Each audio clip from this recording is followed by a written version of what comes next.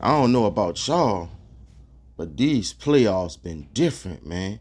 It been different than what we've been seeing over the last couple of years. Tyrese Halliburton, hate him or love him, the young man is pretty damn good. You know, with me, I was kind of in the middle with this guy. He good, but he flexes a little too much, talks a little too much. I was on the other side, but after watching this dude, I'm a fan. Listen to this. Halliburton got hurt in this game, and I was like, even though the Cavs shorthanded, they about to beat him because the Pacers, they need Halliburton in there. Halliburton is one of the few point guards in the game that could create his own pace. He can slow the game down or he could push that thing. And he got the perfect team that could play both ways.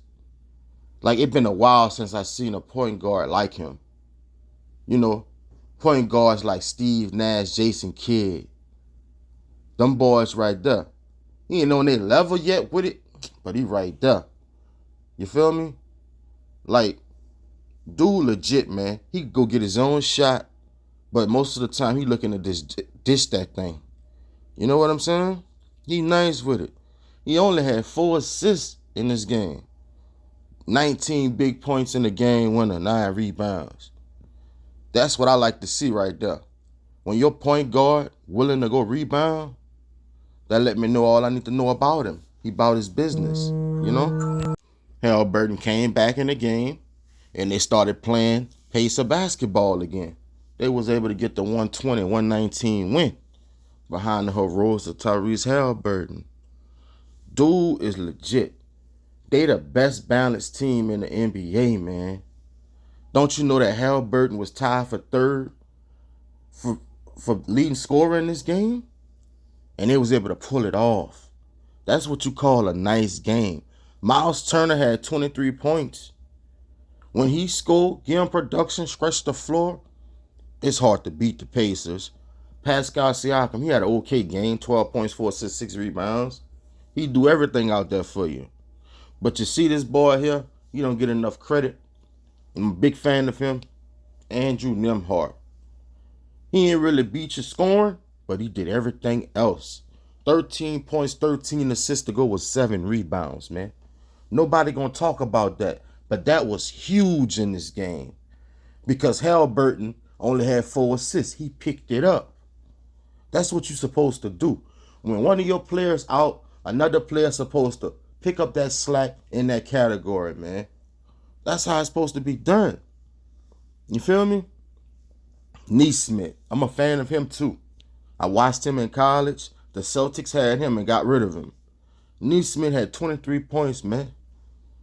4 assists. Man, dude nice with it, bro. Obi Toppin, 7 points.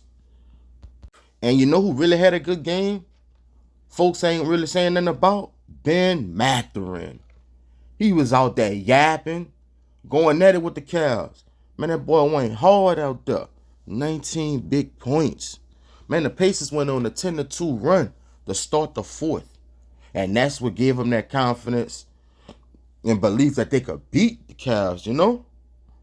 Halliburton, man, that man, this is second game winner in a week. You got to put some respect on his name, bro. I know his jumper not pretty.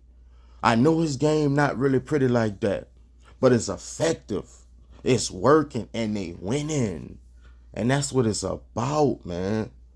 He nice with it. So I don't never want to hear anyone say this dude overrated. That narrative is out the door. He kicked it out the door. When you look at the Pacers, there was a +4 in the assist category, 24-28. They had 9 blocks, 50 points in the paint. That was good, but it wasn't enough because the Cavs was a +6 in that category on them. You know? And this is crazy. They turned the ball over 17 times on the road. And they were able to win this game. When you could win in situations like that, this is a special team we're watching.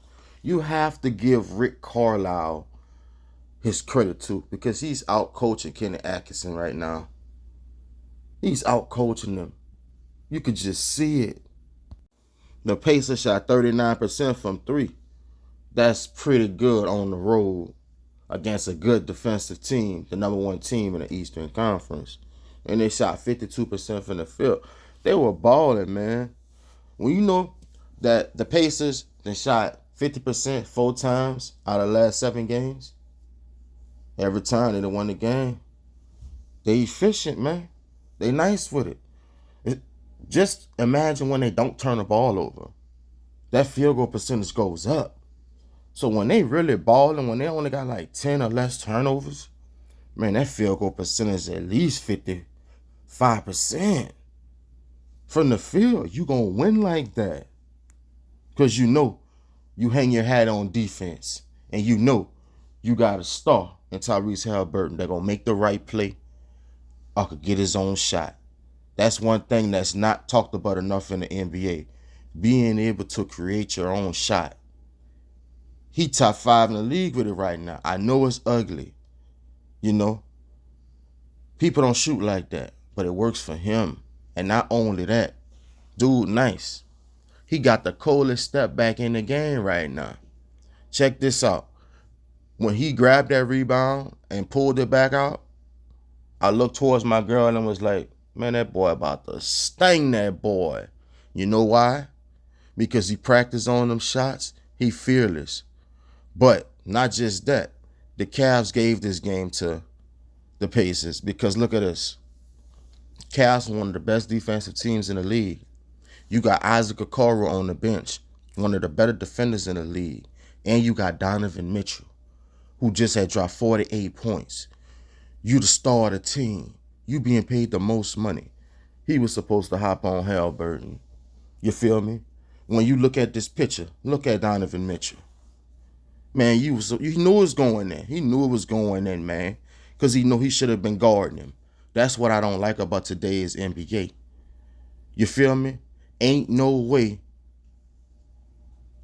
before 2015 was the two best players not guarding each other with the game on the line, especially in a hostile playoff game like this here. You go and put, I think that's Ty Jerome on him, and you seen the results. Ty Jerome, Max Strus don't play no defense. Why are they even guarding that boy, man? That was disrespectful right there. Real talk. Donovan Mitchell lost this game, man. He need to be able to shoot that 3 ball better, you know? And Ty Jerome lost this game on the offensive end and the defensive end. Ty Jerome shot 1 for 14 from the field, 0 for 4 from 3, only 2 points. When he was balling in the regular season, man. He sold out in this one. When you look at Ty Jerome, that boy was shooting 44% from 3 in the regular season and 52% from the field. You can't shoot that badly knowing that you're already out 3 of your main guys. You know? But man, the Cavs were still supposed to win this game. I can't just put it all on him. Man, the Cavs were up 20 points. 20 points at home with your star player almost to 50. Man, you have to win that. You know, they were up 7 points with a minute left to go in the game. 60 seconds to go in the game, man. They almost pulled the Reggie Miller out there. What that was? 7 points, 8 seconds, something like that, man. Come on, bruh. You know, like, come on. The Cavs showed that they are frauds. You know, they had 11 steals, 13 turnovers. They shot 28% from 3 at home. At home, down 3 of your stars, man. A big part of that is Ty Jerome and Donovan Mitchell. They shoot most of the shots. You feel me? That's on them. They shot 43% from the field, which is not good. You're at home. Come on, man. And they had 24 assists. That's good. But the other team was better. When you look at the point side of things, Sam Merrill, he had 14 points. He was nice. Isaac Okoro, 5 points. He got to give him more. Jared Allen had a big game.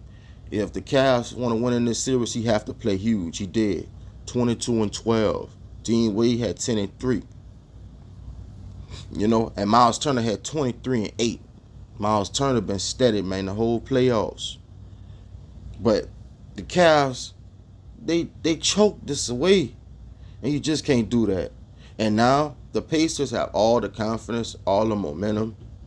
They know they could beat these boys. They know they could sweep them.